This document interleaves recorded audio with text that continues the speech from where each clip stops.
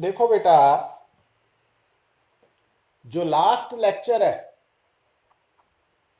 ਉਹਦੇ ਵਿੱਚ ਆਪਾਂ ਡਿਸਕਸ ਕੀਤਾ Newton's first law of motion, second law of motion and third law of motion. First law ने qualitative definition of force, second law तो पता लगी क्वांटिटेटिव डेफिनेशन ऑफ फोर्स, ते थर्ड लॉ ने दसिया कि फोर्सेस हमेशा इन पेयर्स एग्जिस्ट करती है ना, एक्शन एंड रिएक्शन। बट ये एक्शन एंड रिएक्शन दो डिफरेंट बॉडीज से होंगे। तो इस करके बेटा जो एक्शन है वो एक बॉडी ते हो रहा और रिएक्शन उसका दूसरी बॉडी ते हो रहा है ना। तो इस गल नूं हाले आपां इत्थे ही रोक रहे हैं। बट हुण देखो ये जिहड़ा यूनिट है जिसनूं आपां जानते हैं laws of motion and friction, unit number 3 in physics, और ये साडे सिलेबस का पार्ट है क्लास 1 दे +1 दे। तो ਇਹਦੇ ਵਿੱਚ बेटा एक इंपॉर्टेंट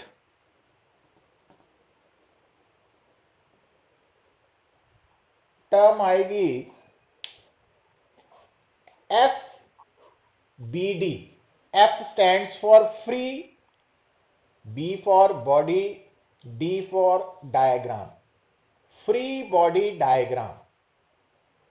तो बेटा एक्चुअली ਜਦੋਂ ਆਪਾਂ ਕੱਲ ਗੱਲ ਕਰ ਰਹੇ ਸੀ तो ਤੁਹਾਨੂੰ ਦੱਸਿਆ ਸੀ कि ਤੁਹਾਡੇ ਸਾਹਮਣੇ ਗਿਵਨ ਪ੍ਰੋਬਲਮ ਚ ਜੋ ਆਬਜੈਕਟ ਹੈ ਬੋਡੀ ਹੈ, तो ਉਹਦੇ ਉੱਪਰ ਕਿਹੜੀਆਂ-ਕਿਹੜੀਆਂ ਪੋਸੀਬਲ ਫੋਰਸਿਸ ਐਕਟ ਕਰ ਰਹੀਆਂ ਉਸ ਸਿਚੁਏਸ਼ਨ ਚ ਉਹ ਡਰਾ ਕਰਨੀਆਂ ਆਣੀਆਂ ਚਾਹੀਦੀਆਂ। ਔਰ ਉਹਦੇ ਵਿੱਚ ਆਪਾਂ ਮੇਨਲੀ weight जो कि हमेशा वर्टिकली डाउनवर्ड है, सेकंड वन कॉन्टैक्ट करके नॉर्मल रिएक्शन, ते कॉन्टैक्ट करके फ्रिक्शन भी है, बट क्योंकि हाले आप इतने स्मूथ सरफेसिस कंसिडर करने हैं तो फ्रिक्शन इन्वॉल्व नहीं करनी। और थर्ड सी टेंशन, तो टेंशन उस बॉडी ते लगेगी बेटा जिहड़ी बॉडी स्ट्रिंग दे नाल, स्ट्रैच्ड स्ट्रिंग दे नाल अटैच्ड होएगी। ये पॉइंट सी। इस तो इलावा होर भी फोर्सेस है बट हाले आप स्टिल इन्हां नाल ही काम चलाना वा ना। हुण देखो बेटा, अगर थोड़े सामने लिसन, तो आ है हॉरिजॉन्टल सरफेस,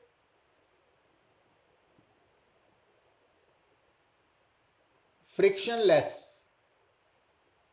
तो इट मींस फ्रिक्शन तो एक्ट नहीं करेगी इत्थे, ये गल तो क्लियर है। हुण नाउ बेटा सपोज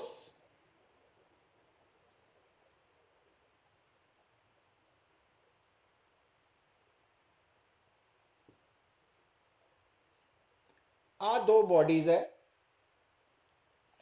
ए एंड बी।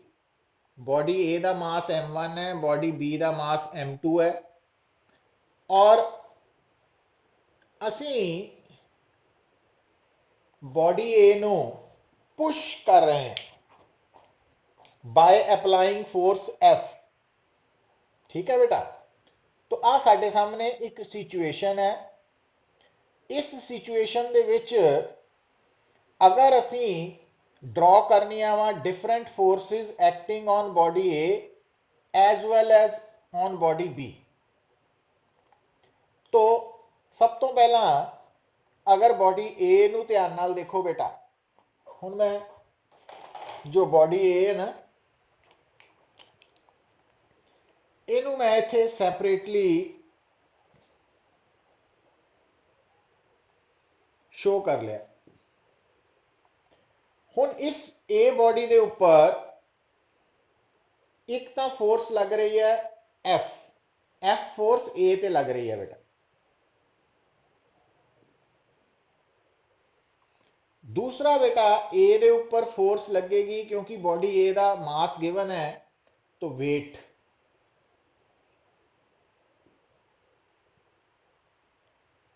तीसरा क्योंकि जी ए बॉडी है ना बेटा, बॉडी ए वो इस सरफेस के नाल कॉन्टैक्ट है, तो आ वाला जिहड़ा सरफेस है दिस सरफेस, ये सरफेस ए बॉडी ते नॉर्मल रिएक्शन लगाएगा, नॉर्मल रिएक्शन। हुन जिहड़ी बॉडी ए है ना पुत, वो बी दे नाल भी कॉन्टैक्ट है, आ देखो। तो हुन बी ए ते फोर्स लगाएगी, तो आ जिहड़ी फोर्स है ये ए ते लग रही है बी दे कारण, तो वो आपां शो करती। हुन बेटा क्योंकि ए और बी इन टच है, अच्छा हुन ध्यान दियो बेटा, आ जिहड़ी बॉडी बी है,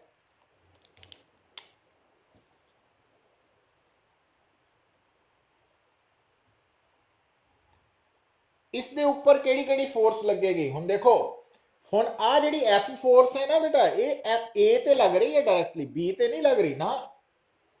एफ फोर्स ए ते लग रही है, मतलब अगर मान लो तुसी ए नू धक्का मार रहे हैं तो तुसी ए ते फोर्स लगा रहे हैं, तुसी ए दे नाल कॉन्टैक्ट है, बी नाल नहीं, ध्यान रखना। इस करके आ जिहड़ी फोर्स है ये ते लग रही है, इहदे ते नहीं लग रही। तो दूसरा हुन बी दा मास है, तो मास करके बी दे ऊपर फोर्स लगेगी उसका वेट। और आ जो बी है ये आ कॉन्टैक्ट है पुत इथे, ਇਹਦਾ मतलब ਜਿਹੜਾ नीचे वाला सरफेस है वो बी नू नॉर्मल रिएक्शन लगाएगा नाल। हुन बी ए दे नाल भी तो कॉन्टैक्ट है वाला। हुन बी ने ए ते कॉन्टैक्ट करके कितनी फोर्स लगाई सी, एफ ए बी, तो फिर ए बी ते कितनी फोर्स लगाएगा पुत, ए बी ते कितनी फोर्स लगाएगा, एफ बी ए। पर एक गल याद रखो, आ जेहड़ियां दोनों फोर्सेस है ना, ये एक्शन एंड रिएक्शन है, क्योंकि ए ने बी नाल टच होने ते बी ते फोर्स लगानी, और बी ने ए दे नाल टच होने ते बी ने ए ते फोर्स लगानी, और ये दोनों फोर्सेस इक्वल बट ऑपोजिट है। मतलब आ जेहड़ियां दो फोर्सेस है ना, एफ ए बी ते एफ बी ए, इन्हां दी डायरेक्शन ऑपोजिट है बट मैग्नीट्यूड्स बराबर है, इक्वल है, ये याद रखना। मतलब एफ ए बी का मैग्नीट्यूड और एफ बी ए का मैग्नीट्यूड बराबर। तो बी दे ऊपर ए एक दो तीन फोर्सेस लग रही हैं, और ए दे ऊपर एक दो तीन ते चार, आप एक्सटर्नल फोर्स आ गई ना। तो इस हुन आ जिहड़ी डायग्राम है बेटा, और आ वाली डायग्राम है, तो इनू असी कहने हैं free body diagram for body A for body B. क्योंकि फ्री बॉडी डायग्राम च असी की डिस्क्राइब करने हैं कि गिवन ऑब्जेक्ट के ऊपर कौन कौन सी फोर्सेस लग रही हैं और किधर नू लगनी है, तो वो मैंशन करना हुंदा सी फ्री बॉडी डायग्राम दे अंडर।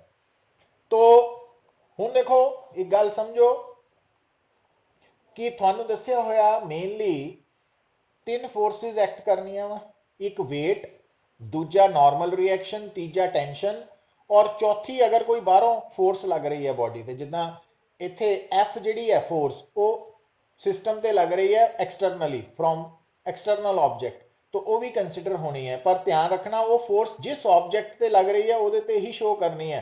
ये नहीं कहना कि एफ वाली फोर्स बी ते भी लग रही है, बी ते नहीं लग रही, हो ए ते लग रही है, बट ਉਹਦਾ इंपैक्ट बी महसूस करेगी कि नहीं, वो अलग एंगल है, पर बी ते नहीं लग रही है फोर्स।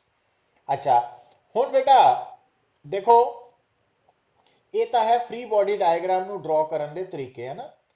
हुन इस केस ਦੇ ਵਿੱਚ सब तो पहला ਜਦੋਂ ਅਸੀਂ फ्री बॉडी डायग्राम ड्रॉ करते हैं तो डिफरेंट फोर्सेस ਜਿਹੜੀਆਂ उस सिचुएशन च पॉसिबल्स है वो ड्रॉ करते हैं। और ਤੁਹਾਨੂੰ ਦੱਸਿਆ ਹੋਇਆ कि ਜਿਹੜੀ बेटा नॉर्मल रिएक्शन है ना, जिदा वेट है वो तो हमेशा वर्टिकली डाउनवर्ड है, पर जो नॉर्मल रिएक्शन है वो जो कॉमन सरफेस है ना वो परपेंडिकुलर एक्ट करना, ठीक है।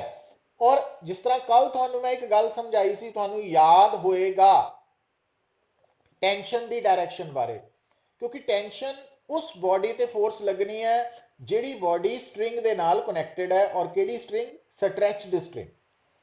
और जिहड़ी टेंशन फोर्स बॉडी ते लगनी है, बॉडी ते लग रही है, उस टेंशन की डायरेक्शन इदा अपीयर होनी चाहिए है फ्री बॉडी डायग्राम कि टेंशन दे करके बॉडी पुल हो रही है, पुल हो रही है, एक्चुअली होवे ना होवे, पर उस फोर्स नू देख के इदा दा सानू अपीयर होना चाहिए कि body under the effect of tension pull हो रही है।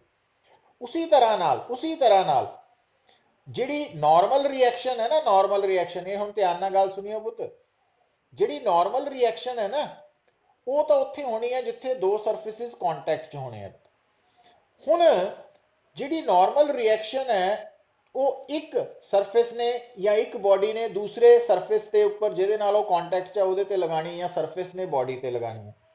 तो नॉर्मल रिएक्शन एक तो कॉमन इंटरफेस के परपेंडिकुलर होनी है, और दूसरा जिहड़ा नॉर्मल रिएक्शन है ਉਹਦੀ डायरेक्शन ਤੁਹਾਨੂੰ इदां दी अपीयरेंस देगी कि जिद्दां बॉडी पुश हो रही है ना। पुश मीनस आ देखियो हम ध्यान दियो, पुशिंग वाली अपीयरेंस आनी है। ये एक्चुअली आ जिहड़ा N1 शो कीता सी पुत, N1 ये बॉडी ए दे उपर नॉर्मल रिएक्शन लग रहा सी, कौन लगा रहा सी, आ नीचे वाला सरफेस।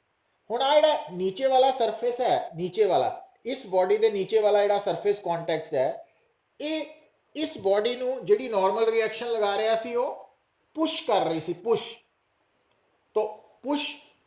उपर नूं। तो इस करके वो फोर्स आपां थोड़ी लंबी करके उपर नूं लै गए सी इत्थे तक, ओहदा कोई फर्क नहीं है। बट ये फोर्स इस बॉडी ते लग रही है नीचे वाले तो, है ना। हुण आ देखो, हुण आ वाली फोर्स जिहड़ी है ये भी कॉन्टैक्ट करके ही है। एक किहने लगाई, ए ते लगाई बी ने। हुण ध्यान दिओ, हुण आ जिहड़ा बी इस तरफ, तो जिहड़ा बी है और आ कॉमन इंटरफेस है, तो बी ने ए ते जिहड़ा नॉर्मल रिएक्शन लगाना वो किद्दां लगना चाहिए कि बी ए नूं पुश कर रही, पुश FAB। बिल्कुल नहीं, कि हुणी हुई है।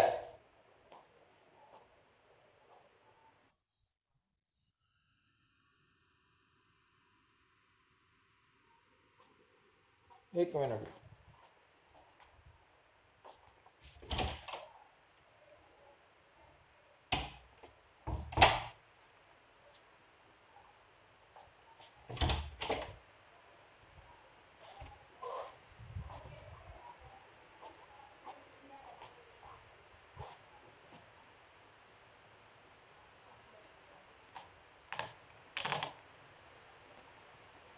हुण बेटा 2 मिनट लिए आप टॉपिक नहीं पढ़ना। हुण दोबारा 1 मिनट मेरी गल सुनियो। एक्चुअली आप गल कर रहे सी कि जदों साडे सामने एक सिस्टम है, प्रॉब्लम आ गई, उन्होंने सॉल्व करना सी, और उस सिस्टम दे विच जिन्नियां भी बॉडीज इनवॉल्व है उन्हां दे उपर आपां एक तां शो करनियां वेरीअस फोर्सिस जिहड़ियां लग सकदियां, पॉसीबल फोर्सिस। हुण देखो बेटा, तुहानूं मैं ये दस रहा सी कि जिस तरह टेंशन जो है ये फोर्स उस बॉडी के उपर लगनी है जिहड़ी बॉडी स्ट्रिंग दे नाल, स्ट्रैच्ड स्ट्रिंग दे नाल कनैक्टेड है। तो और टेंशन जदों बॉडी पे फिर हो रही है, कोई गल नहीं, 1 मिनट ये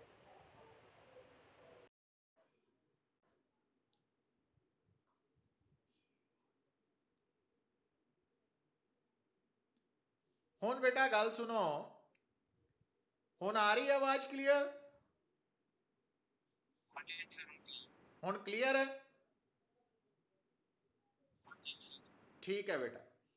तो आपां गल कर रहे सी कि जदों तुहाडे सामने कोई भी ऑब्जेक्ट जो प्रॉब्लम नूं तुसीं सॉल्व कर रहे हैं ਉਹਦੇ ਉੱਪਰ ਲੱਗਣ ਵਾਲੀਆਂ ਫੋਰਸਿਸ ਨੂੰ ਡਰਾ ਕਰਨਾ ਵਾ, ਕਿੰਨੀਆਂ ਫੋਰਸਿਸ ਹੈ, ਕਿਹੜੀ ਕਿਹੜੀ ਫੋਰਸ ਹੋ ਸਕਦੀ ਹੈ, ਕਿਸ ਡਾਇਰੈਕਸ਼ਨ 'ਚ ਹੋ ਸਕਦੀ ਹੈ, ਉਹ ਆਪਾਂ ਪੋਸੀਬਿਲਿਟੀਜ਼ ਦੇਖੀਆਂ ਸੀਗੀਆਂ ਕਿ ਵੇਟ ਹੋਏਗਾ, ਉਹ ਆਪਾਂ ਪੋਸੀਬਿਲਿਟੀਜ਼ ਦੇਖੀਆਂ ਸੀ ਨਾਰਮਲ ਰਿਐਕਸ਼ਨ ਹੋਏਗਾ, ਉਹ ਆਪਾਂ ਪੋਸੀਬਿਲਿਟੀਜ਼ ਦੇਖੀਆਂ ਸੀ ਟੈਂਸ਼ਨ ਹੋਏਗੀ।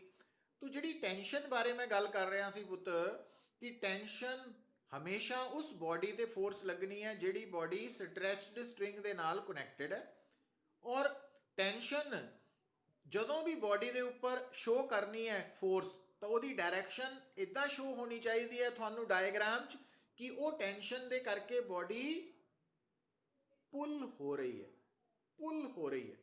मतलब जे टेंशन वाली फोर्स की डायरैक्शन इदा नज़र आए कि ये बॉडी नू पुश कर रही, धक्का मार रही, वो गलत है। तो पुल हुंदी अपीयर होनी चाहिए।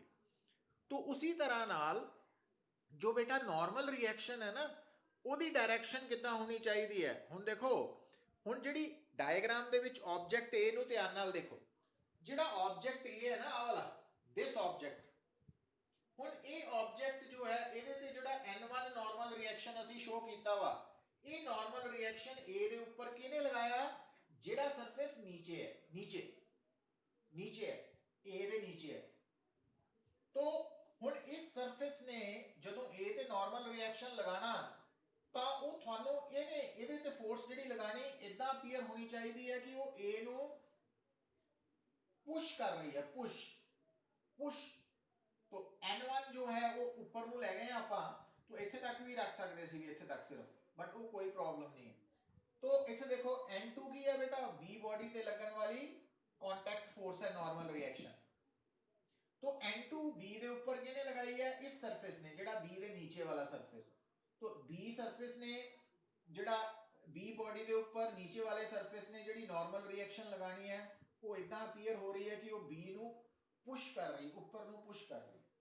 अच्छा, फिर देखो FAB की है, A दे ऊपर लगन वाली फोर्स B करके, और B A ते क्यों फोर्स लगा रहा है बेटा, क्योंकि A एंड B कॉन्टैक्ट है। तो हुण B और A दे विच कॉन्टैक्ट करके जो नॉर्मल रिएक्शन होएगा वो किस तरफ होएगा बेटा, तो B A नु पुश करदा महसूस होना चाहिए, और A B दे ऊपर कांटेक्ट करके पुश करदा महसूस होना चाहिए नॉर्मल रिएक्शन। तो नॉर्मल रिएक्शन जो है वो गिवन बॉडी दे ऊपर किने फोर्स लगानी है, जेड़ा सरफेस उस बॉडी दे नाल इन टच है। और नॉर्मल रिएक्शन की डायरैक्शन थानू इदां लगनी चाहिए है कि जिहड़ा गिवन सरफेस कॉन्टैक्ट है बॉडी दे नाल, ऑब्जेक्ट दे नाल, वो बॉडी नू पुश करदा महसूस होए, पुश धक्का मारदा, पुल करदा नहीं। तो ये बेसिक पॉइंट्स है जिन्हां नू थानू माइंड च रखना पएगा। तो इत्थे तक क्लीयर है चिराग, आवाज क्लीयर है हुण, समुगन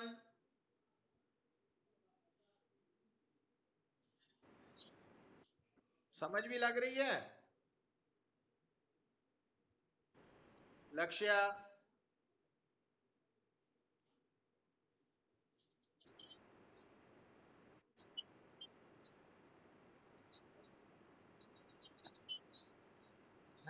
हाँ जी बेटा बोलो।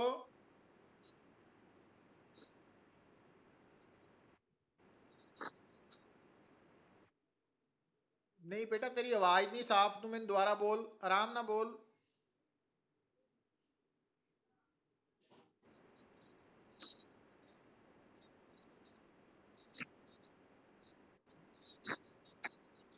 हाँ हुण गल सुनो बेटा, एक्शन अगर ऊपर है रिएक्शन नीचे है, बट जिहड़ा रिएक्शन हो रहा है, गल सुनो, असी इत्थे ड्रॉ करनी है पुत्र various forces acting on objects A and B. तो जिहड़ा ए ते एक्शन हो रहा है N1, वो नीचे वाला सरफेस कर रहा पुत। तो ए ने नीचे वाले सरफेस ते रिएक्शन करना वा, पर आपां नीचे वाले सरफेस ते फोर्सिस ड्रॉ ही नहीं करनी है ना, जरूरत नहीं है, इस करके असी सिर्फ ए ते फोर्सिस ड्रॉ कर रहे हैं या बी ते। फॉलो की गल नूं, हुण देख ए और बी ते वेरीअस फोर्सिस ड्रॉ करनिया, तो ए ने बी ते और बी ने ए ते जो एक्शन रिएक्शन लगाए आ वो असी ड्रॉ करते हैं, पर जिहड़ा N1 है वो नीचे वाले सरफेस ने ए ते एक्शन कीता वा, पर जे आपां उहदा रिएक्शन शो करांगे तो वो सरफेस ते लगनी फोर्स है, वो ए ते नहीं लगनी फोर्स, इस करके उन्होंने असी कंसीडर नहीं करना। वो जदों असी नीचे वाले सरफेस ते वेरीअस फोर्सिस ड्रॉ करांगे फिर उहदा जवाब लिखांगे, वो भी मैं दसदा तुहानूं पुत्त। देखो हुण आ गल नूं दोबारा चंगी तरह समझना बेटा, क्योंकि जो साडी जरूरत है उहदे अकॉर्डिंगली उन्हां बॉडीज़ दे उपर ही फोर्सिस जिहड़ियां लग रहीआं वो ड्रॉ करनियां। वो बॉडीज़ बाकी बॉडीज़ ते किहड़ियां फोर्स लगा रहीआं वो नहीं ड्रॉ करनियां तुसीं, ठीक है। हुण ए बॉडी ते कितनियां फोर्सिस लग सकदियां या लग रहीआं वो ड्रॉ कीतियां, पर ए ने अपने नीचे पे सरफेस ते जो रिएक्शन किया वो सरफेस ते लग रही फोर्स है, ਉਹਦੀ अगर जरूरत नहीं है तो वो ड्रॉ नहीं करना। तो जिदा मैं इत्थे छड्डता, पर हुण आपां इस गल नूं होर क्लीयर करने लई मैं एक एग्जांपल ले लेना। देखो बेटा, हुण इहनूं ध्यान नाल देखियो, लिसन। चलो आ बेटा आ गया सरफेस ऑफ अर्थ, आपां मान लेने आ फ्रिक्शनलैस, है ना, हाले फ्रिक्शनलैस ही बनना। हुण इस अर्थ के सरफेस के ऊपर बेटा आ है टेबल, ठीक है, आ टेबल है। हुण आ जिहड़ा टेबल है, इस टेबल का आ जिहड़ा टेबल है पुत, इस टेबल का अपना मास m है। एक कैपिटल M की है, मास ऑफ टेबल। हुण इस टेबल के ऊपर बेटा आ ऑब्जेक्ट लाई कर रहा A, जिसका मास है m। हुण आ फोर्स F लग रही है। हुण ध्यान दियो, हुण जिहड़ा ऑब्जेक्ट है A और जिहड़ा टेबल है A वाला सरफेस भी फ्रिक्शनलैस है। काम नूं ईजी हाले क्योंकि फ्रिक्शन बारे आपां इंट्रोड्यूस नहीं किया कंसेप्ट, तो फ्रिक्शनलैस मान के गल समझने। हुण बेटा देखो, हुण अगर तुहानूं इस सिचुएशन च कोई पूछे कि बॉडी ए दे ऊपर किहड़ी किहड़ी फोर्स लग रही है, तो बॉडी ए मैं हुण सैपरेट कर देना पुत्ते नूं, ए नूं ना इत्थे ले गए आपां, आ ए है। हुण ए दे ऊपर एक फोर्स लग रही है एफ, ए दे ऊपर दूसरी फोर्स लग रही है ए दा अपना वेट स्मॉल एम जी, और क्योंकि ए इस टेबल दे नाल कॉन्टैक्ट च है बेटा, तो आ है surface of contact, common interface. तो इस करके जिहड़ा टेबल है, टेबल वो ए ऑब्जेक्ट के ऊपर नॉर्मल रिएक्शन लगाएगा, और किधर नूं लगाएगा, क्योंकि टेबल नीचे है ऑब्जेक्ट ऊपर नूं है, तो पुश पुश कितना होना, दिस वन। तो आ हो गया। तो अगर आप इसका सिंपल n1 रख लिया, तो n1 का मतलब है नॉर्मल रिएक्शन। ये कौन एग्जर्ट कर रहा, experienced by object A due to table. तो आ फोर्स ऑब्जेक्ट ए ने महसूस की है ड्यू टू टेबल करके, और आ ग्रेविटी करके है, और ये एक्सटर्नल फोर्स है। तो ए दे ऊपर आ तीन फोर्सेस लग रही हैं। हुण अगर तो सिर्फ ए ते कंसंट्रेट करना तो साडा काम खत्म हो गया, पर अगर टेबल ते भी ड्रॉ करनी है फोर्सेस बेटा, तो देखो आ टेबल है। हुण ये जिहड़ा टेबल है, क्योंकि इस टेबल का अपना भी मास है, तो टेबल के ऊपर एक तो फोर्स लगेगी टेबल का अपना वेट। हुण टेबल का मास कैपिटल एम है, तो टेबल का अपना वेट क्या हो गया, कैपिटल एम जी। अच्छा, दूसरा बेटा ये जिहड़ा टेबल है ये ए दे नाल कॉन्टैक्ट है, तो इस टेबल ने ए दे नाल कॉन्टैक्ट होने करके ए ते कितनी फोर्स लगाई सी, n1 ऊपर नो। तो फिर दा मतलब according to Newton's third law, a table दे नाल कॉन्टैक्ट होने करके कितनी फोर्स लगाऊ, n1 नहीं लगाऊ बट नीचे नो, डाउनवर्ड। तो आ जी n1 शो की है ना, ये एक्शन का रिएक्शन है, मतलब टेबल ने अपने ऊपर पे ऑब्जेक्ट के ऊपर जो नॉर्मल रिएक्शन लगाया सी, ओदा जवाब है कि ऑब्जेक्ट ए ने अपने नीचे पे टेबल ते कॉन्टैक्ट करके जो नॉर्मल रिएक्शन लगाना ना, वो नीचे है। हुण देखो, क्योंकि n1 हुण जिहड़ा शो कीता वाला बेटा, ये n1 है टेबल के ऊपर लग रही फोर्स, है ना, किहदे करके, ऑब्जेक्ट ए करके। हुण ए ऑब्जेक्ट टेबल के ऊपर होने करके वो पुश थल्ले नूं पुश करू, धक्का मारू, थल्ले नूं दबाऊगा, तो इस करके n1 नीचे नूं आ गया। अच्छा, ते नाल ये नहीं भुलना कि टेबल इस सरफेस नाल, सरफेस ऑफ अर्थ दे नाल भी कॉन्टैक्ट च है, इस करके जिहड़ा अर्थ दा सरफेस है वो भी टेबल दे नॉर्मल रिएक्शन लगाएगा। तो वो वाला नॉर्मल रिएक्शन इस तरह होएगा ना, हुण टेबल दे ऊपर नॉर्मल रिएक्शन अर्थ करके भी होना वा। पर जे आप कहिए अर्थ ते किहड़ी फोर्स लग रही है, फिर N2 अर्थ ते लगनी है नीचे नूं, वो नहीं शो करनी, क्योंकि आप टेबल और ऑब्जेक्ट ए वाल ध्यान देना। जे ए वाल ध्यान देना तो सिर्फ आ डायग्राम ड्रॉ होनी, जे टेबल वाल ध्यान देना तो सिर्फ आ डायग्राम ड्रॉ होनी, और जे दोनों वाल ध्यान देना तो फिर दोनों डायग्राम्स ड्रॉ करनी है। मतलब वो सानू सिचुएशन दसेगी, वो आप जो प्रॉब्लम नू स्टार्ट करांगे ना उत्थों आएगा पता लगेगा। हाले तो एक जनरल डिस्कशन हो रही है कि थोड़े सामने किसी भी प्रॉब्लम जिहड़ी ऑब्जेक्ट है ਉਹਦੇ ਤੇ ਕਿਹੜੀ ਕਿਹੜੀ ਫੋਰਸਿਸ ਲੱਗ ਸਕਦੀਆਂ, ਕਿਸ ਤਰਫ ਲੱਗਣਗੀਆਂ, ਕਿਹੜੀ ਕਿਹੜੀ ਫੋਰਸ ਹੋਏਗੀ, ਉਹ ਸਾਰਾ ਕੁਝ ਆਪਾਂ ਸੋਚ ਰਹੇ ਹਾਂ, ਸਮਝ ਰਹੇ ਹਾਂ, ਔਰ ਕੋਸ਼ਿਸ਼ ਕਰਾਂਗੇ ਕਿ ਇਹ ਸਾਨੂੰ ਅੱਗੇ याद रहे, है ना। तो उस एस्पेक्ट तो मैं गल कर रहा। यथार्थ समय लगी है। साहिल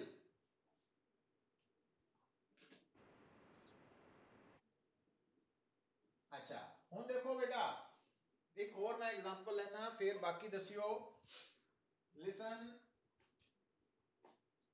जिदा मान लो आ एक फ्रिक्शनलेस सरफेस है, तो इट मींस फ्रिक्शन वाला कंसेप्ट तो हाले खत्म हो गया ना। हुण बेटा इस सरफेस के ऊपर आ ऑब्जेक्ट ए है जिसका मास m1 है, और आ ऑब्जेक्ट बी है जिसका मास m2 है, और आ दोनों दे विच एक स्ट्रिंग है, आ स्ट्रिंग है। और एक गल नोट करो बेटा, देखो +1 च काफ़ी टर्म्स जिहड़ियां या काफ़ी कंडीशंस ना आइडियल कंडीशंस आनियां। आइडियल का मतलब है भी बहुत सिंपलेस्ट मतलब कंडीशंस होनियां। उन्हां विचों ये भी है कि जिहड़ी स्ट्रिंग है ना, जिहड़ी यूज़ करते हैं नॉर्मली, तो कोई भी स्ट्रिंग है वो मास पोजैस करती है, बिना मास के स्ट्रिंग हो ही नहीं सकती।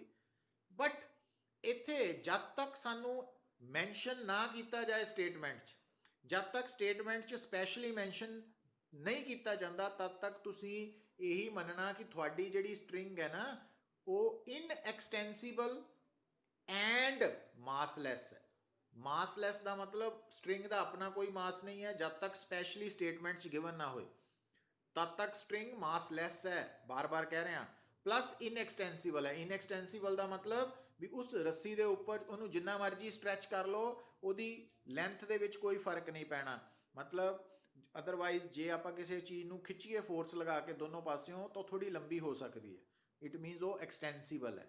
पर स्ट्रिंग जिहड़ी असी कंसीडर करनी है, जिहड़ी साडे सिलेबस का पार्ट है, वो एक तो इनएक्सटेंसिबल है भी ਉਹਦੇ ਉੱਪਰ ਦੋਨੋਂ ਐਂਡਸ ਤੋਂ ਫੋਰਸ ਲਗਾਉਣ ਤੇ ਉਹਦੇ ਦੀ ਲੈਂਥ 'ਚ ਕੋਈ ਫਰਕ ਨਹੀਂ ਪੈਂਦਾ, ਔਰ ਦੂਸਰਾ ਉਹਦਾ ਮਾਸ ਜਿਹੜਾ ਜ਼ੀਰੋ ਹੈ, ਮਾਸਲੈਸ ਹੈ। ਜਦ ਤੱਕ ਸਪੈਸ਼ਲੀ ਦੱਸਿਆ ਨਹੀਂ ਜਾਂਦਾ ਤਦ ਤੱਕ ਸਟ੍ਰਿੰਗ ਸਾਡੇ ਲਈ ਮਾਸਲੈਸ ਹੈ। ਹੁਣ ਬੇਟਾ देखो, ਹੁਣ मान लो आ फ्रिक्शनलैस सरफेस है, आ दो ऑब्जेक्ट्स है, दोनों आपस च स्ट्रिंग दे नाल, आ स्ट्रिंग है मासलैस एंड इनएक्सटेंसिबल, और थानू कहा जाता कि आपां इस बॉडी नू फोर्स F दे नाल पुल कर रहे हैं। जिहड़ी बॉडी B है ना वो पुल हो रही है बाय अप्लाइंग फोर्स F। हुण आपां वेरीअस फोर्सिस ऑब्जेक्ट A ते B ते ड्रॉ करनियां, A एंड B ते वेरीअस फोर्सिस ड्रॉ करनियां। क्या कर सकते हैं तुसी?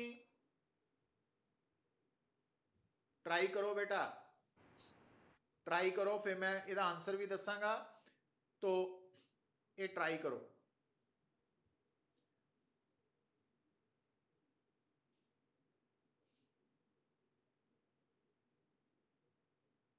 सारे ट्राई करो। हुण क्योंकि टाइम खत्म होने वाला, तो मैं इनू ऑफ करके दोबारा देखो बेटा, M2 के ऊपर एक फोर्स लगेगी F, जो F है ना वो M2 ते लग रही है। दूसरा M2 ते लगेगी वेट M2G। तीसरा आ जो नीचे वाला सरफेस है ये M2 ते लगाएगा नॉर्मल रिएक्शन। और क्योंकि M2 स्ट्रिंग दे नाल अटैच्ड है बेटा, तो ये जिहड़ी स्ट्रिंग है इस M2 दे ऊपर लगाएगी फोर्स टेंशन। हुण ध्यान दियो बेटा, आ जिहड़ी स्ट्रिंग टेंशन लगाएगी वो टेंशन करके ਤੁਹਾਨੂੰ ਲੱਗ ਰਿਹਾ ਨਜ਼ਰ ਆ ਰਿਹਾ ਕਿ ਜਿਹੜੀ ਟੈਂਸ਼ਨ T ਹੈ ਨਾ ਉਹ M2 ਨੂੰ ਪੁੱਲ ਕਰ ਰਹੀ ਹੈ। ਜੇ ਆਪਾਂ ਐਰੋ ਅੰਦਰ ਨੂੰ ਕਰਦੇ ਆ ਪੁਸ਼ ਲੱਗਣਾ ਸੀ ਨਾ, ਪੁਸ਼ ਨਹੀਂ ਲੱਗਣਾ ਚਾਹੀਦਾ। ਅੱਛਾ ਹੁਣ ਇੱਧਰ ਆ ਜਾਓ, ਹੁਣ ਇੱਥੇ M1 ਤੇ ਇੱਕ ਤਾਂ ਫੋਰਸ ਲੱਗਣੀ ਹੈ ਉਸਦਾ ਆਪਣਾ weight वर्टिकली डाउनवर्ड, M1 ਤੇ दूसरी फोर्स लगनी है कांटेक्ट करके नॉर्मल रिएक्शन। तो अगर 1 है तो इनू N1 कर देने, इनू N2 कर देने पुत। और तीसरा क्योंकि स्ट्रिंग ਇਹਦੇ ਨਾਲ भी जुड़ी है पुत, तो ਇਹਦੇ ਚ टेंशन इदां शो होनी, मतलब आ ਜਿਹੜੀ टेंशन ਦਾ एरो है वो लगना चाहिए कि M1 ਨੂੰ पुल कर रहे, पुश नहीं, धक्का नहीं मार रहा, पुल कर रहे। तो आ वाली टेंशन स्ट्रिंग ने ਇਹਦੇ ਤੇ ਲਗਾਈ और आ वाली टेंशन स्ट्रिंग ने ਇਹਦੇ ਤੇ ਲਗਾਈ। ਹੁਣ ਇੱਕ ਗੱਲ ਸੁਣ ਲਓ इंपॉर्टेंट, बड़ी इंपॉर्टेंट गल है पुत्र, कि ये जो स्ट्रिंग है, क्योंकि ये स्ट्रिंग मासलैस है, इस करके मासलैस स्ट्रिंग के केस च ना बेटा, मासलैस स्ट्रिंग के केस च दोनों एंड्स ते टेंशन सेम होनी है। तो इस करके आपां दोनों एंड्स ते टेंशन टी दिखाई है। पर अगर यही स्ट्रिंग मास पोजेस कर दी, अगर इस स्ट्रिंग का अपना मास हुंदा जो कि स्पैशली मैंशन होना सी और वो आपां किसी न्यूमेरिकल च ट्राई भी करांगे, तो फिर बेटा दोनों एंड्स ते टेंशन डिफरेंट होनी सी, फिर टी नहीं सी होनी, फिर T1 T2 लिख सकते सी। तो ये ध्यान च रखना कि जिहड़ी एक सिंगल स्ट्रिंग है ना, सिंगल स्ट्रिंग ਉਹਦੇ ਵਿੱਚ दोनों एंड्स ਤੇ टेंशन सेम होनी है, प्रोवाइडेड उस स्ट्रिंग का मास सेम 0 है, मास लैस है। और जब तक बार बार मैं कह रहा, जब तक थोड़ी स्टेटमेंट दे विच गिवन स्ट्रिंग का मास दसिया नहीं जाता या पुछया नहीं जाता, वो अंडरस्टूड है कि वो मासलैस है, अपने वालों मास नहीं मनना, वो मासलैस ही मननी है। तो हुण दसो थोड़े विचों जिहड़े डिफरेंट फोर्सिस ड्रॉ कीतियां क्या ठीक आईयां थोड़ियां? ईमानदारी ना दसना। आर्यन आर्यन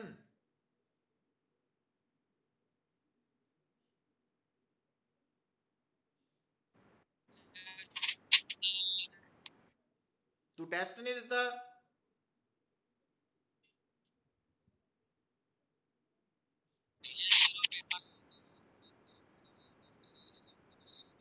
इदा नहीं पुत, पेपर च आना ही है टॉपिक, बहाने बहुत लभदे तुसीं लोग हैं, एक्सक्यूजेस तो हैं, ये पेपर यथार्थ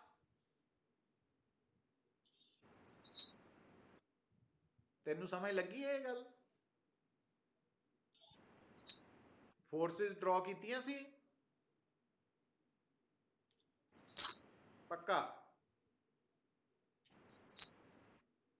चिराग फोर्सिस ड्रॉ कीतियां सी, यही कीतियां सी कि फालतू करतियां सी? अच्छा टेंशन भी आनी है ना। समूहन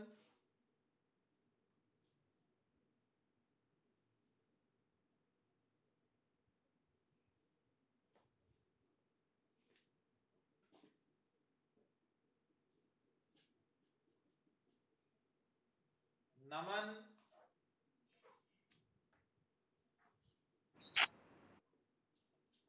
तू कीतियां ड्रॉ फोर्सेस हैं? सही नहीं हुई है ना, कल छुट्टी भी की तू,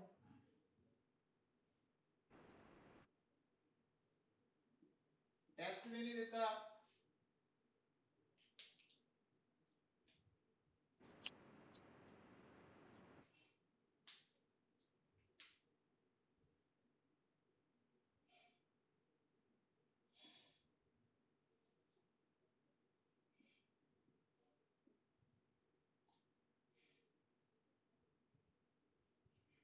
आ बेटा मासलेस स्ट्रिंग्स है, ये अलग स्ट्रिंग है, ये अलग स्ट्रिंग है। तो हुण देखो इस केस च ध्यान रखियो, हुण इस बॉडी ते एक तो फोर्स होनी है, इसका वेट, दूजा आ नीचे वाले सरफेस ने, क्योंकि फ्रिक्शनलेस ही है, जब तक आप फ्रिक्शन वाला टॉपिक नहीं पढ़ते तब तक सरफेसेस फ्रिक्शनलेस ही है, दिमाग में रखना। तो आ जिहड़ा सरफेस है ये इस बॉडी के उपर किहड़ी फोर्स लगाएगा बेटा, नॉर्मल रिएक्शन। प्लस ये जिहड़ी बॉडी है ये स्ट्रिंग के नाल कनैक्टेड है। हुण आ जिहड़ी सिंगल स्ट्रिंग है बेटा मासलैस है, ये दोनों एंड्स ते टेंशन सेम होनी है। तो आ टेंशन आनी है टी और आ भी होनी है टी। आ वाली टेंशन ये ते लग रही है और आ वाली टेंशन ये ते लग रही है। अच्छा हुण ये ते होर किहड़ी फोर्स लग रही है, वेट, और ये कॉन्टैक्ट करके नॉर्मल रिएक्शन, और आ स्ट्रिंग दे करके टेंशन। पर हुण ध्यान दियो बेटा, हुण आ स्ट्रिंग और आ स्ट्रिंग दोनों च फर्क है, ये दोनों डिफरेंट स्ट्रिंग्स है, अलग अलग। इस करके आ जिहड़ी स्ट्रिंग है ये एक एंड तो लैके दूसरे एंड तक सेम टेंशन है टी टी, पर ये अलग हो जानी टेंशन, बट इस एंड तो इस एंड तक सेम रहनी है, बट ये नालों डिफरेंट होनी है। इस करके अगर इसका डिफरेंट सिंबल टी है तो यह बन जाना टी डैश है ना, या अगर इनू आप T1 लिखते हैं, इनू T2 लिख सकते हैं। तो वो सिंबल्स बदल देने हैं। आ टेंशन अलग है, इस स्ट्रिंग की आ अलग है। इतना क्यों है ये भी आप सिग्निफिकेंस भी देखेंगे। तो आ गया वेट और आ गया नॉर्मल रिएक्शन। तो इस तरह थानू डिफरेंट फोर्सेस ड्रॉ करनियां आनियां चाहिए बेटा। हुण देखो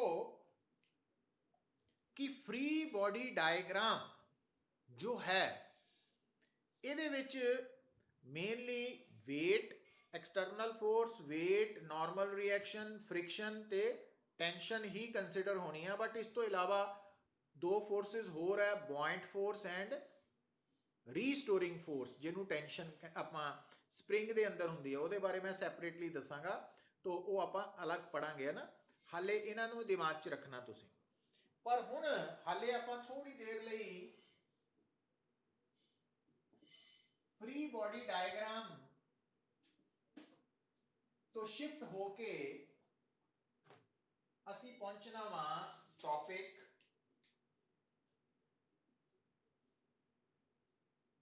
इंपल्स ऑफ ए फोर्स। और of a force word silent मतलब नहीं भी लिखा जा सकता, कला इंपल्स हो या इंपल्स ऑफ ए फोर्स इको ही मीनिंग है, इंपल्स। और इसका सिंबल बेटा है कैपिटल जे एरो। तो इंपल्स सिंबल नहीं दसता, एक वैक्टर क्वांटिटी है, it is a vector quantity. But ये जी वैक्टर क्वांटिटी है इंपल्स, इसको डिफाइन किस तरह करते हैं बेटा, डिफाइन बड़ा इंपॉर्टेंट टॉपिक है। तो इंपल्स हुण एक्चुअली बेटा देखो ध्यान दिओ, जदों तुसीं किसी भी ऑब्जेक्ट के उपर, जदों तुसीं किसी भी ऑब्जेक्ट के उपर फोर्स लगाने आ बेटा, है ना। हुण मान लो तुहाडे सामने टेबल है और थानू कहा जाता वा कि इस टेबल नू पुल करो या पुश करो। हुण जदों तुसीं टेबल नू पुश करना शुरू किया बेटा, जिद्दां ही तुसीं पुश करन दे लई टेबल नू कॉन्टैक्ट च, है ना, हथ नाल छूया, टच किया, ਇਹਦਾ मतलब तुसी उस वक्त उस टेबल के उपर फोर्स लगानी शुरू कर दी। तो उस टेबल ते थोड़े करके फोर्स लगनी शुरू हो गई, ठीक है। और जदों तुसी उन्होंने पुल या पुश करना बंद किया, ठीक है, उदों तक फोर्स तुसी लगाते रहे हैं। ਇਹਦਾ मतलब जदों कोई भी ऑब्जेक्ट दूसरे ऑब्जेक्ट ते फोर्स लगाता है ना, तो वो फोर्स कुछ टाइम ਲਈ लगती है पुत, है ना। तो वो कुछ टाइम ਲਈ लगेगी। हुण गल नूं समझियो। तो जदों आपां किसी भी ऑब्जेक्ट ते फोर्स लगाने आ, तो वो फोर्स हो सकता 1 सैकेंड ਲਈ अप्लाई की, या 2 सैकेंड ਲਈ, या 3 ਲਈ, या 10 ਲਈ, या 20 ਲਈ, या 1 मिनट ਲਈ, या 1 आवर ਲਈ। तो जिन्ने टाइम ਲਈ बेटा असी फोर्स ऑब्जेक्ट ते लगाई या ऑब्जेक्ट ते फोर्स लगी, उस टाइम नूं कहने असी time of action of force, time of action of force, time of action of force. तो जदों तुसी हुण गल आपां जिथे आ रहे हैं बेटा कि जदों तुसी किसी ऑब्जेक्ट ते फोर्स लगाने आ तो एक तो तुसी फोर्स लगा रहे हैं, ठीक है, और एक वो फोर्स जिन्ने टाइम ਲਈ लगा रहे हैं, जिन्ने टाइम ਲਈ लगा रहे हैं, जिन्हों ਅਸੀਂ कहने time of action of force. तो अगर तुसी फोर्स ते time of action of force ਨੂੰ ਮਲਟੀਪਲਾਈ ਕਰਦੇ ਆ, ਮਲਟੀਪਲਾਈ प्रोडक्ट ਲੈਨੇ ਆ, ਤਾਂ फोर्स ਤੇ time of action of force ਦੇ प्रोडक्ट ਤੋਂ जो क्वांटिटी पैदा ਹੁੰਦੀ है that is known as impulse of a force, उसनों इंपल्स ऑफ ए फोर्स बोलते हैं। ਹੁਣ बेटा इस गल ਨੂੰ ਹੋਰ थोड़ा रिफाइन ਕਰਨ ਲੱਗੇ ਆਪਾਂ कि हुण तुहानू पता लग गया कि अगर किसी ऑब्जेक्ट ते फोर्स लग रही है, ठीक है, और वो फोर्स जिन्ने टाइम ਲਈ लगी उस टाइम ਨੂੰ फोर्स ਦੇ ਨਾਲ अगर मल्टीप्लाई कर दईए तो वो इंपल्स ऑफ फोर्स है, that is impulse of force. पर इनू होर थोड़ा जिहा रिफाइन करन लगा बेटा मैं, हुण ध्यान नाल गल सुनियो बड़े आराम दे नाल कि एक्चुअली देखो से मैं हुण एक प्रैक्टिकल एग्जाम्पल लैके तुहानू गल समझान लगा कि जो फोर्स है बेटा जदों तुसी टेबल दे ऊपर, तुहानू मैं कहना टेबल दे ऊपर तुसी फोर्स लगाओ, टेबल नू पुश करो, ठीक है, ते पुश करन वेले तुसी की करना, साइड दे ऊपर जो तुहाडा मोबाइल फोन है बेटा उहदे उत्ते तुसी स्टॉप वॉच अप्लाई कर देनी, शुरू कर देनी, ऑन कर देनी। तो जिद्दां ही स्टॉप वॉच ऑन कीती तो तुसी नाल ही टेबल नू धक्का मारना शुरू कर देना, ठीक है। हुण धक्का मारी जाना लगातार लगातार, कॉन्टैक्ट नहीं तोड़ना, और कुछ देर बाद जदों तुसी पुश करना बंद किया, जिद्दां ही बंद किया स्टॉप वॉच नू रोक देना। हुण उत्थों तुहानू की पता लगू बेटा भी तुसी किन्ने टाइम ਲਈ पुश किया है ना, फोर्स लगाई। हुण जिहड़ी तुसी टेबल ते बेटा फोर्स लगाई है, एक तो उस फोर्स का मैगनीट्यूड है, दूसरा उसकी डायरैक्शन है। हुण गल नूं समझियो आराम नाल पुत्त, फोर्स एक वैक्टर क्वांटिटी है, उसका मैगनीट्यूड भी है और डायरैक्शन भी है। हुण होएगा कि जिहड़ा प्रैक्टिकली तुसी ऑब्जर्व करोगे, फील करोगे कि जदों तुसी टेबल दे ऊपर फोर्स लगानी शुरू की तो जिहड़ी डायरैक्शन ऑफ फोर्स है, जो धक्का मारन की डायरैक्शन है, वो तो फिक्सड होनी है। पर तुसी महसूस करोगे कि शुरू च जिद्दां ही तुसी टेबल नूं टच किया तो तुसी थोड़ा हौली ते नहीं धक्का मार रहे होंगे, पर विच जे आके तुसी जोर लगाना शुरू कर देना, फिर थोड़ा थक के स्लो हो जाना, है ना। तो इहदा मतलब जिहड़ा तुसी टेबल ते फोर्स लगा रहे हैं वो शुरू तो लैके एंड तक इक्को जिही नहीं लगा रहे, मतलब कॉन्सटेंट फोर्स नहीं लगा रहे, यूनीफॉर्म फोर्स नहीं लगा रहे, तुसी एक्चुअली वेरीएबल फोर्स लगा रहे हैं। जिहड़ी फोर्स कदी ज़्यादा वा कदी घट है ना, जदों जोश आ गया तो ज़्यादा लग गई, जदों थक गए तो घट गई। तो हुण नॉर्मली बेटा अगर किसी बॉडी के उपर असी फोर्स लगा रहे हैं या किसी बॉडी के उपर फोर्स लग रही है किसी कारण करके लग रही है, तो वो फोर्स और जिन्ने टाइम लिए वो फोर्स लग रही है, जिन्हों असी time of action of force कहने हैं, अगर आप दोनों नू नोट कर लिया तो तुसी इंपल्स कड्ढण लई तुहानू मैं कहा की करना, फोर्स नू टाइम दे नाल मल्टीप्लाई कर देना। पर हुण तुहाडे दिमाग 'च एक क्वेश्चन आएगा बेटा कि अगर तुसी फोर्स वेरीएबल फोर्स लगा रहे हैं, कदी ज़्यादा कदी घट, तो तुसी टाइम दे नाल मल्टीप्लाई करन दे लई जो फोर्स है उसकी किहड़ी वैल्यू लैनी है, ज़्यादा लैनी है कि घट लैनी है, तो उत्थे आंसर आना पुत एवरेज वैल्यू, एवरेज वैल्यू। सो इहदा मतलब नॉर्मल सरकमस्टांसिस, हुण बेटा गल सुनियो कि नॉर्मल सरकमस्टांसिस दे विच अगर फोर्स लग रही है ना, हुण वो फोर्स जिहड़ी लग रही है सानू उस फोर्स की एवरेज वैल्यू पता वा। भाई मान लो बॉडी के उपर एवरेज 5 न्यूटन फोर्स लगी और ये जिहड़ी फोर्स लगी ये कितने टाइम ली लगी, डेल्टा टी टाइम ली। डेल्टा टी टाइम का मतलब time of action of force. तो अगर तुसी एवरेज फोर्स और time of action of force नु मल्टीप्लाई कर देने तो वो इंपल्स आ जाएगी बेटा, वो इंपल्स आ जाएगी, बेसिकली मैग्नीट्यूड आएगा। तो ये एक जनरल कॉमन फार्मूला है जिहड़ा ज़्यादातर केसेस च अप्लाई होना ना। मतलब ये जिहड़ी एवरेज फोर्स है और time of action of force है, इन्हां दोनों नू मल्टीप्लाई करके इंपल्स आ जाएगी। पर जे बेटा सानू एवरेज फोर्स नहीं पता फिर की होएगा, उत्थे तक पहुँचण तो पहला ये बिहाफ ते एक नुमैरिकल भी लिखिए। पर उस तो पहला देखो कि अगर ऑब्जेक्ट के उपर लगन वाली सानू एवरेज फोर्स पता वा और वो फोर्स कितने टाइमली लगी वो भी पता वा, तो असी एवरेज फोर्स के time of action of force नू मल्टीप्लाई करके इंपल्स ऑफ फोर्स निकाल सकते हैं। और इंपल्स ऑफ फोर्स क्योंकि फोर्स के टाइम दा प्रोडक्ट है, फोर्स का एसआई यूनिट है बेटा न्यूटन, टाइम है सेकंड, तो इंपल्स का एसआई यूनिट है न्यूटन सेकंड। हुण ये फार्मूला कदों तुसी यूज कर सकते हैं, ये लिए नुमैरिकल लिखो बेटा एक, ए फोर्स ऑफ 20 न्यूटन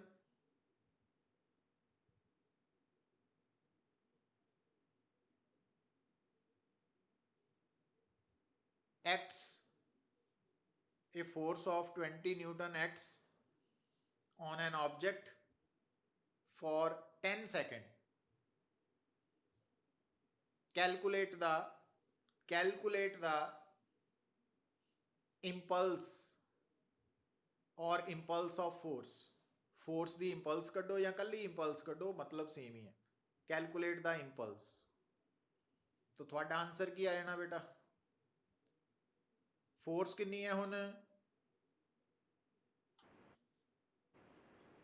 ते time 20 into 10 200 Newton second answer. ठीक है हाँ सर, आ ਜਿਹੜਾ फार्मूला ना इंपल्स निकालन का दिस वन, ये कदों अप्लाई होएगा जदों या तो सानू फोर्स की एवरेज वैल्यू दी होए और या सानू फोर्स कॉन्स्टेंट दी होए। हुण जिद्दां तुहानू ये फोर्स कॉन्स्टेंट दी है ना 20 न्यूटन, तो इट मीनस उत्थे फार्मूला काम आ जाएगा। पर अगर बेटा असी गल करिए, देखो कि इंपल्स का वो फार्मूला लिखना चाहते हैं जिहड़ा हर सिचुएशन च काम आए साडे, क्योंकि ये जिहड़ा इंपल्स का फार्मूला है ये सिर्फ उदों हेल्प करेगा थोड़ी जदों या तो एवरेज फोर्स होएगी या कॉन्स्टेंट फोर्स होएगी, तो फिर आपां इंपल्स डायरैक्टली फोर्स से time of action of force नू मल्टीप्लाई करके निकाल लांगे। पर अगर बेटा साडे सामने वो फार्मूला आना चाहिए जिहड़ा हर कंडीशन च असी अप्लाई कर सकीए ना, वो ऑप्शन। हुण देखो हुंदा की है बेटा, हर क्वांटिटी की तरह जिद्दां आपां वेलोसिटी की गल कीती सी, स्पीड की, एक्सलरेशन की, तो ये जिहड़ियां क्वांटिटीज़ है एक हुंदी है इंस्टेंटेनियस वैल्यू, एक हुंदी है एवरेज वैल्यू। ठीक है, तो उसी तरह नाल जिहड़ी फोर्स है उहदी इंस्टेंटेनियस वैल्यू भी होएगी, मतलब उस वक्त की फोर्स की वैल्यू, और दूजी एवरेज वैल्यू। हुण बेटा अगर ध्यान दो कि असी डायग्राम बनाने कि आ साडा एक ऑब्जेक्ट है, ये ऑब्जेक्ट है, इस ऑब्जेक्ट के ऊपर फोर्स लगनी शुरू हो गई और उस टाइम नू असी मान लिया इनिशियल टाइम t1 है ना। तो अगर ऑब्जेक्ट के ऊपर फोर्स लगनी शुरू हो गई और उस फोर्स ਦੇ ਲੱਗਣ ਦਾ ਜਿਹੜਾ ਟਾਈਮ ਹੈ ਜਦੋਂ ਸ਼ੁਰੂ ਹੋਈ ਹੈ ਉਸ ਟਾਈਮ ਨੂੰ ਅਗਰ t1 ਮੰਨ ਲਈਏ ਸਟਾਰਟਿੰਗ ਟਾਈਮ ਹੈ ਨਾ, तो ਹੁਣ बेटा ये फोर्स ऑब्जेक्ट ਤੇ ਲੱਗੀ ਜਾ ਰਹੀ है और ये फोर्स कब तक लगनी है,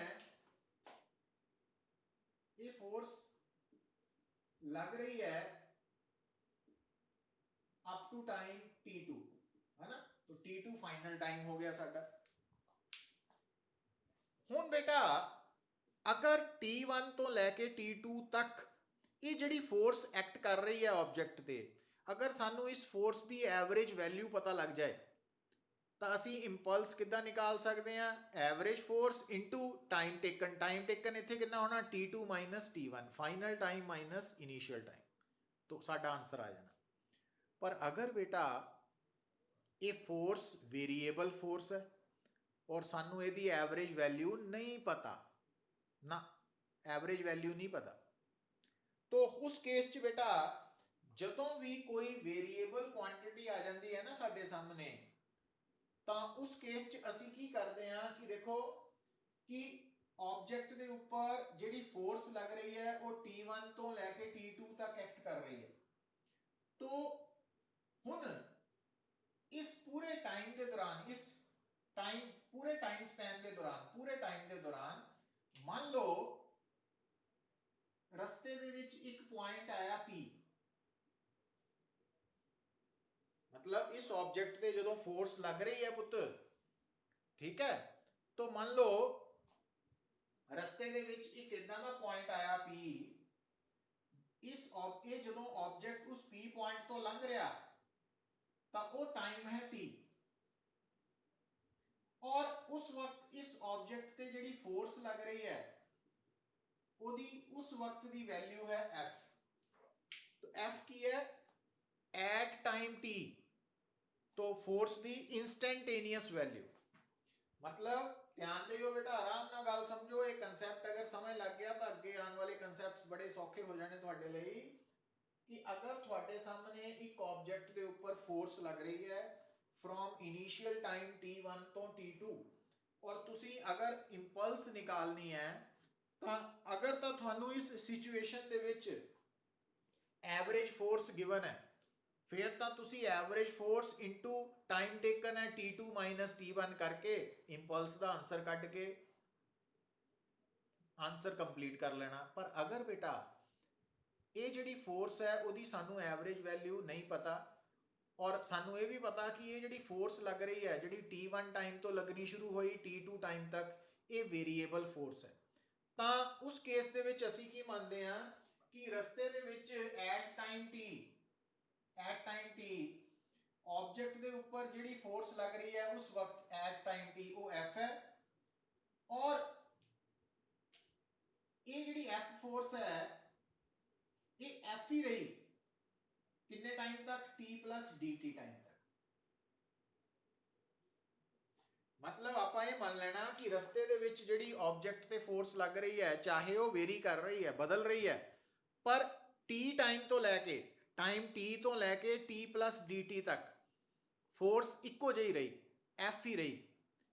तो इहदा मतलब आपां की कह सकते हैं कि आ जिहड़ा dt है ना इनू कहने हैं इनफाइनाइटेसिमली स्मॉल टाइम इंटरवल। मतलब इस थोड़े जे टाइम के दौरान क्योंकि फोर्स कांस्टेंट है, तो जो आप उस कांस्टेंट फोर्स नू स्मॉल टाइम के नाल मल्टीप्लाई करांगे तो फोर्स ते टाइम का प्रोडक्ट हुंदा इंपल्स, पर क्योंकि ये टाइम स्मॉल है तो इसका मतलब इत्थे जिहड़ी इंपल्स आएगी वो भी स्मॉल आएगी, dj। हुण जदों आपां लिखते हैं ना dv dx तो स्मॉल वैल्यूज है, इनफाइनाइटेसिमली चेंज। तो उसी तरह नाल अगर dt स्मॉल टाइम इंटरवल है तो f नू dt नाल मल्टीप्लाई करन ते जिहड़ी इंपल्स आनी वो भी स्मॉल आनी है, वो dj आनी है। तो अगर तुसी टोटल इंपल्स निकालनी है, टोटल इंपल्स निकालनी है फ्रॉम t1 टू t2, तो थानू दोनों साइड्स नू की करना पैना, integrating both sides within proper limits. Limits केड़ियां पुत्र, देखो आ है dj और आ बन गया f dt।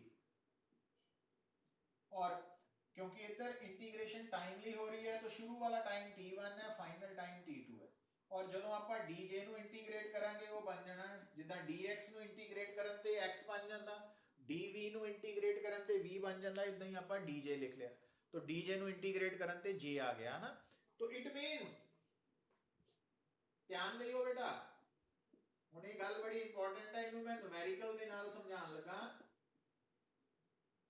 तो अगर ਤੁਹਾਡੇ ਸਾਹਮਣੇ f फोर्स into dt ਲਿਖਿਆ ਹੋਏ और ਉਹਨੂੰ ਇੰਟੀਗ੍ਰੇਟ ਕਰ ਦਿੱਤਾ ਜਾਏ ਤਾਂ ਇਹਦਾ ਮਤਲਬ ਉਹ ਇੰਪਲਸ ਹੈ।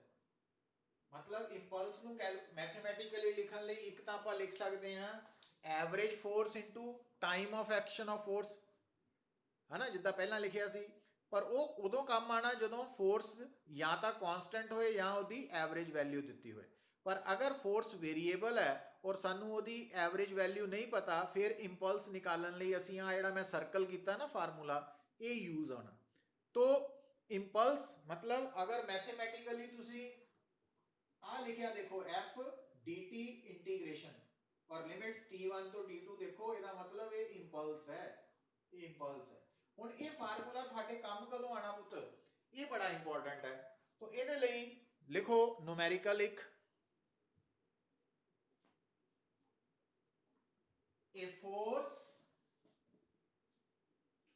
देखो फिर गल समझ आएगी ਤੁਹਾਨੂੰ। A force F is equal to 6T is acting on an object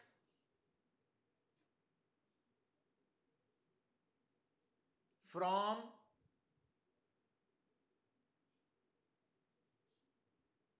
0 to 5 seconds.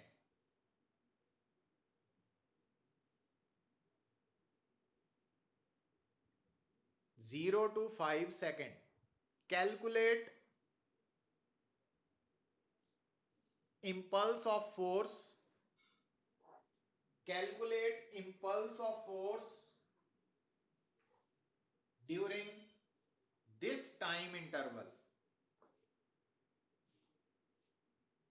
ਹੁਣ ਦੇਖੋ बेटा, ਹੁਣ देखो ये ਜਿਹੜੀ फोर्स ਦਿੱਤੀ है ना, अगर ਤਾਂ फोर्स ਹੁੰਦੀ ਕੱਲੀ 6 कांस्टेंट, फिर तो तुसी इंपल्स निकालनी सी 6 इंटू टाइम इंटरवल है 0 to 5 मतलब 5 सेकंड का, 6 इंटू 5 30 न्यूटन सैकेंड आंसर आ जाना सी।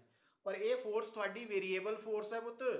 तो वेरीएबल फोर्स होने करके हुण इत्थे जिहड़ा तुहाडा टाइम दिता ना लिमिट्स, ध्यान दिओ फटाफट जरा, 0 है t1 initial time, final time है 5 सेकंड। तो हुण इत्थे इंपल्स निकालण लई तुसी फार्मूला आ यूज करना बेटा, f dt t1 तो t2 वाला आ फार्मूला लिखना। हुण जे वेक्टर च हुंदा तां वेक्टर लिख लेना सी, स्केलर है तां स्केलर फॉर्म च लिख लेना, कोई फर्क नहीं है ना, इत्थे एरो नहीं लिखण दी लोड़। हुण f दी वैल्यू बेटा है 6t, वो इत्थे पुट करती, नाल dt और नीचे 0 है और इत्थे 5 है। हुण आ कांस्टेंट है, ये बाहर आ जाना इंटीग्रेशन, तो t dt 0 to 5। हुण बेटा t dt नु इंटीग्रेट करिए तो बन जाता t स्क्वायर बाय 2, सो आ 2 दा 3 आ गया, सो 3। हुण आ t नु रिप्लेस करना अपर लिमिट नाल, t स्क्वायर मतलब 5 स्क्वायर माइनस 0 स्क्वायर, तो आंसर आ गया 25 into 3।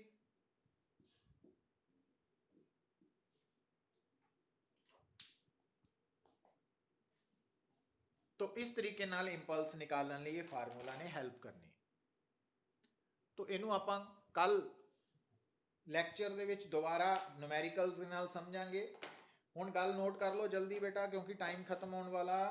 भी एक तां रैगूलर क्लास कल नू 8:15 ते लगनी है लाज ऑफ मोशन वाली, पर कल नू स्पैशल क्लास भी जिहड़ी आपां स्टार्ट कीती है उहदा टाइम नोट कर लो बेटा। जिन्हों मान लो कोई क्लैश हो रहा वो रिकॉर्डेड लैक्चर देख सकता यूट्यूब ते, और बाकी सारिਆਂ ਦਾ टाइम नोट कर लो 11 to 12, मतलब सवेरे 11 तो 12 दोपहर तक, है ना, 1 घंटे की क्लास होएगी 11 बजे तो 12 बजे तक। तो जिहदी कोई प्रॉब्लम क्लैश है ਉਹ ਰਿਕਾਰਡਡ ਲੈਕਚਰ 1 ਵਜੇ ਤੋਂ ਬਾਅਦ ਦੇਖ ਸਕਦਾ ਵਾ, ਕਿ 12 ਵਜੇ ਖਤਮ ਹੋਏਗੀ। ਉਸ ਤੋਂ ਬਾਅਦ ਜੋ ਪ੍ਰੋਸੈਸ ਕਰਦੇ ਨੂੰ ਅਪਲੋਡ ਕਰਨ ਦਾ ਉਹ 1 ਘੰਟਾ ਲੱਗ ਜਾਂਦਾ, ਤਾਂ ਉਹ ਦੇਖ ਸਕਦਾ ਵਾ ਨਾ। ਤੋ ਉਹ ਦੇਖ ਲਈਓ ਜ਼ਰੂਰੀ, ਜਿਹੜੇ ਚਾਹੁੰਦੇ ਆ ਕਿ ਫਿਜ਼ਿਕਸ ਦੇ ਵਿੱਚ ਵਧੀਆ ਮਾਰਕਸ ਲੈਣੇ ਪਲੱਸ ਕੰਪੀਟੀਸ਼ਨ ਵੱਲ ਸੋਚਦੇ ਆ ਨਾ। ਈਵਨ ਜੇ ਕੰਪੀਟੀਸ਼ਨ ਨਹੀਂ ਵੀ ਸੋਚਣਾ ਤਾਂ ਵੀ ਇਹ ਹੈਲਪਫੁਲ ਹੋਣਗੀਆਂ ਕਲਾਸਿਸ। ਔਰ ਮੈਂ ਇਹਦੇ ਜਿਹੜੇ ਕੁਐਸਚਨਸ ਆਪਾਂ ਡਿਸਕਸ ਕਰਨੇ ਆ ਉਹ ਮੈਂ ਤੁਹਾਨੂੰ ਭੇਜ ਦਿੱਤੇ ਆ।